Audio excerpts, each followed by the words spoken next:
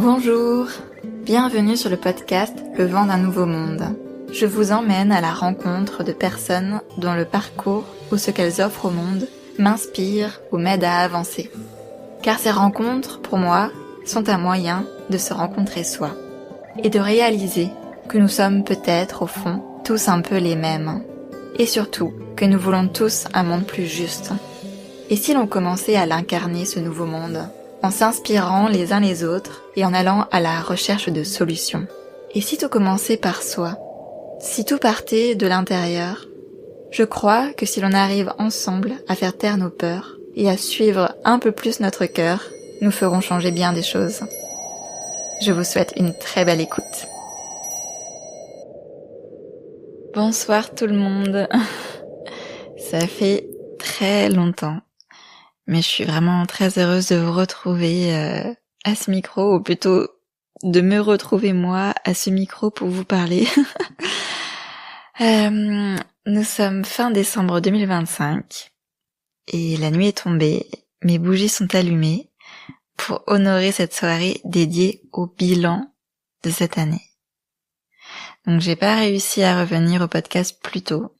Le dernier épisode date de mars, il me semble. Mais comme vous le savez, si vous me suivez sur les réseaux sociaux, l'année 2025 a été très difficile pour moi. L'une des plus difficiles de mes 35 petites années. Et à la fois, comme toujours dans la vie, les contrastes font que cette année fut aussi l'une des plus belles, celle où je me suis sentie la plus épanouie. Et donc, comme je l'ai fait ces 3 dernières années, ça va être la 4e fois déjà, j'ai envie de vous faire une rétrospective de mon année. L'année 2025 a commencé par un voyage au cœur de la spiritualité indienne. 10 ans auparavant, j'étais partie quelques semaines en sac à dos en Asie du Sud-Est. Ça avait été un apprentissage incroyable sur mon rapport au temps, parce qu'enfin, j'avais compris qu'il était possible de vivre sereinement, sans être non-stop pressé par le temps. Mais à peine rentrée de ce voyage, que des soucis de santé lourds ont commencé. Je pense que mon corps luttait contre des choix pas très alignés que j'avais faits. Et du coup, j'ai dû opérer un immense virage dans ma vie, dans tous les domaines. Et après ce premier voyage qui m'avait enrichi, nourri, mais aussi d'une certaine manière rendu malade. En tout cas, j'ai décrété que partir à l'aventure à l'autre bout du monde, c'était pas pour moi. Et quelques années après, j'ai pas renouvelé mon passeport, parce qu'à quoi bon? Et mes valeurs écologiques étaient ravies de cette décision. Mais la vie, cette farceuse, se charge parfois de faire voler en éclats nos convictions les plus profondes. Donc cette année 2025, j'ai débarqué en Inde. Sûrement parce qu'il y avait un nouveau grand virage à opérer dans ma vie. Parce qu'évidemment, ce voyage a à nouveau tout chamboulé. En même temps, quand on part dans une culture aussi différente, on peut pas rentrer indemne. On a forcément laissé des bouts de soi en chemin, ces petits bouts qui ne sont plus vraiment nous, et on revient chargé de nouvelles énergies, parce que les espaces libérés en nous se sont remplis de ce qui était le plus adapté.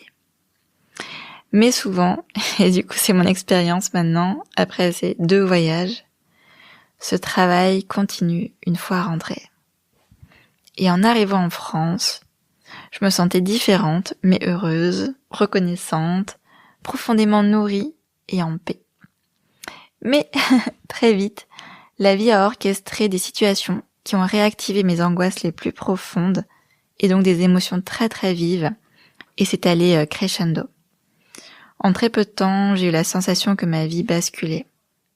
Pour une fois, je vais peut-être pas rentrer dans les détails croustillants, contrairement à mon habitude des derniers petits bilans et surtout mise en avant des petits bonheurs de mes années précédentes, où je mettais vraiment mon cœur à nu et puis aussi mon intimité, d'une certaine manière, au service de ce que j'avais envie de partager.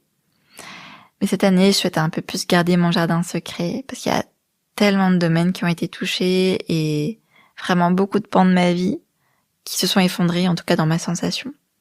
Et en plus, je crois que ça aurait pas beaucoup d'intérêt. Mais du coup, pour vous raconter, avec mes mots, à ce moment-là, quand tout a un peu basculé, j'ai plus eu d'autre choix que de plonger en moi et de me reconnecter avec l'instant. De prendre le temps, d'écouter les oiseaux, de bouger mon corps. En fait, je me suis octroyé le luxe de faire pause et de tout envoyer valser. J'ai eu une période où j'avais plus aucune to-do list. Qui eût cru que ce soit possible dans notre société? Et qu'est-ce que j'ai fait? J'ai médité. J'ai lu des textes qui m'ouvraient le cœur. J'ai savouré le silence retrouvé. J'ai observé tout ce qui bougeait en moi. Parce que dans le silence, on se rend compte que plein de choses bougent, que les émotions nous traversent et sont stockées à certains endroits. Et puis j'ai lâché, justement, ces émotions. Et j'ai beaucoup pleuré, de tristesse, mais aussi de joie, et parfois, genre, vraiment sans savoir pourquoi. J'ai juste laissé mon corps se mouvoir comme il le réclamait. Et c'est avec une infinie tendresse que je me suis retrouvée, et que j'ai vu mes peurs exploser dès que je leur laissais de la disponibilité. J'ai pris conscience d'énormément de mécanismes encore à l'œuvre en moi. J'ai observé ma boulimie de vie, certes, mais aussi ma boulimie de soucis. Être accro au stress, ça vous parle peut-être.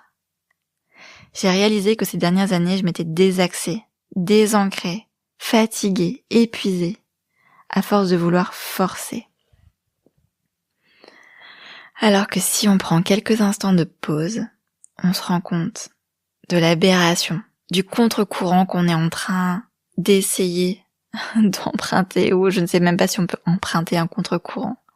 Mais vous voyez l'image que je veux vous partager. Et ce, même si c'est pour des projets qui nous font rêver, en fait, je me suis rendu compte que je m'étais tellement agitée et que mon empressement m'avait fait me perdre, m'oublier et juste m'épuiser, en fait. Et donc j'ai observé mes crispations en pensant à du temps, de l'énergie, de l'argent que j'avais investi dans des choses qui n'avaient mené à rien. J'ai accueilli ma peine, j'ai accepté d'en être là, et tout ça, ça a permis de me faire ressentir la vie à nouveau, me traverser. Il n'y a rien de plus délicieux que de ralentir, de se reconnecter aux petits riens qui font le sel de la vie, et de juste aimer ce qui est. Et en parallèle de tout ce cheminement intérieur, il s'est passé évidemment énormément de choses à l'extérieur. Donc pour être un peu plus concrète, j'ai déménagé, je me suis rapprochée des montagnes qui me manquaient tant. J'ai repris des boulots de salarié alors que j'avais été à mon compte pendant de nombreuses années. Je me suis fait virer pour avoir été d'une trop grande honnêteté. Là aussi, ça a été des sacrés ascenseurs émotionnels. J'ai trouvé l'appartement de mes rêves. Et j'ai tellement aimé, par exemple, sa cuisine, que j'ai enfin pris goût à faire la vaisselle. Je me suis fait des bouquets de fleurs séchées. J'ai mangé beaucoup trop de chocolat et de sucreries. J'ai aussi redécouvert la joie des raclettes, des tartiflettes et des fondus. J'ai dansé la vie. J'ai enfin vraiment pris goût à la méditation. J'ai fait du yoga. J'ai rechaussé des skis. Je me suis remise à l'escalade. J'ai fait de merveilleuses rencontres. J'ai pris soin de mon corps, de mon appartement, de mes objets. Je me suis séparée de ce qui était usé et plus d'actualité. J'ai admiré des couchers de soleil et des levées de lune. J'ai traversé le Vercors en autonomie. J'ai adoré sentir mes pas s'enfoncer dans la neige. J'ai vu des marmottes, des bouquetins et des chevreuils. J'ai appris à faire des cappuccinos et des matchas latte et à servir du vin et à tenir un plateau, à couper d'énormes meules de fromage et à faire rôtir des poulets dans une rôtissoire. Oui, la vie est pleine de surprises. Et j'ai aimé faire tout ça. Et j'ai aimé retrouver le contact avec des clients, servir des petits délices, voir les gens se régaler, vendre des bons produits du terroir, rencontrer des agriculteurs, expliquer la différence entre un radis rose de Chine et un radis blanc de Chine. J'ai aimé retrouver une activité qui me mette dans mon corps et qui est le sens le plus noble qui soit, nous nourrir du meilleur. La vie ne cesse de nous surprendre, la vie ne cesse de me surprendre en tout cas. Moi qui étais enseignante de français, traductrice, mais aussi jardinière, je continue à prendre des chemins totalement inattendus et c'est une joie. Alors, qu'est-ce que j'ai appris cette année ? Qu'on peut être à la fois très, très, très, très triste et à la fois extrêmement heureux. Que c'est pas forcément contradictoire. J'ai aussi appris que si tu regardes la météo, tu restes au bistrot. Alors, là encore, oser se laisser surprendre par la météo de la vie, par la météo de la montagne, et y aller. Je me suis rappelé que la clé est toujours de revenir au corps, encore et encore. J'ai appris que même si tout s'effondre, il reste la vie. J'ai aussi vu, même si je le savais, qu'on manifeste en permanence nos croyances et qu'on manifeste les endroits où on manque d'amour, afin de le voir, de le reconnaître. Et c'est à la fois hyper douloureux et à la fois tellement fascinant et tellement beau. J'ai appris qu'il est possible d'être la stabilité au cœur du chaos. Il suffit de regarder les montagnes pour le comprendre. Après, de là à arriver à l'incarner, c'est encore une autre paire de manches. Mais on peut y goûter par petites touches. En tout cas, moi, c'est ce qui m'est arrivé cette année. Puis bien sûr, que derrière chaque épreuve, un cadeau est bel et bien là. On le sait, mais on s'en étonne à chaque fois, non ? Bref, merci à la montagne de m'avoir soutenue, épaulée, nourrie et aidée à me stabiliser cette année. Merci pour toutes les mains tendues, pour tous ceux qui m'ont demandé des nouvelles et m'ont accompagnée dans cette traversée. Gratitude infinie pour cette aventure humaine ici-bas, une véritable aventure de la conscience.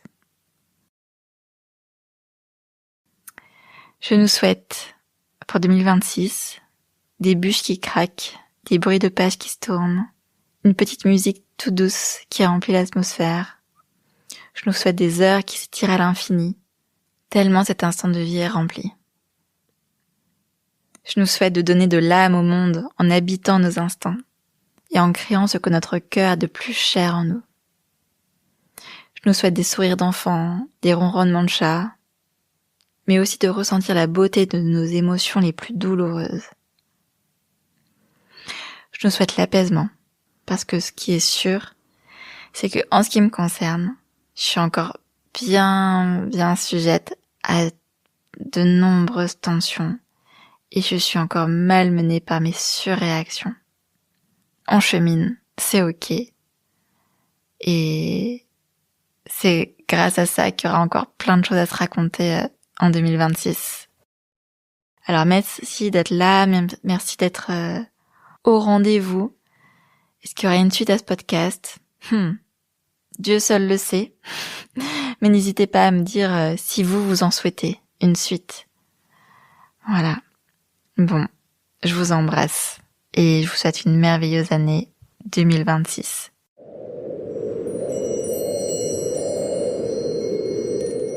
Alors, on le crée ce nouveau monde ? Si vous avez apprécié cet épisode, n'hésitez pas à en parler, à vous abonner, à mettre des étoiles sur les plateformes d'écoute de podcast et à me laisser des commentaires. D'autres pourront ainsi le découvrir à leur tour et c'est comme ça que vous m'aiderez le plus. Et puis, c'est aussi une manière de mettre votre pierre à l'édification de ce nouveau monde. Et si vous voulez aller plus loin et me soutenir financièrement, vous pouvez me faire un don sur ma page Tipeee. Pour en savoir plus sur le podcast, rejoignez-moi sur Instagram ou sur Facebook. On se retrouve dimanche dans 2 semaines pour le prochain épisode. Et en attendant, n'hésitez pas à danser avec le vent du changement.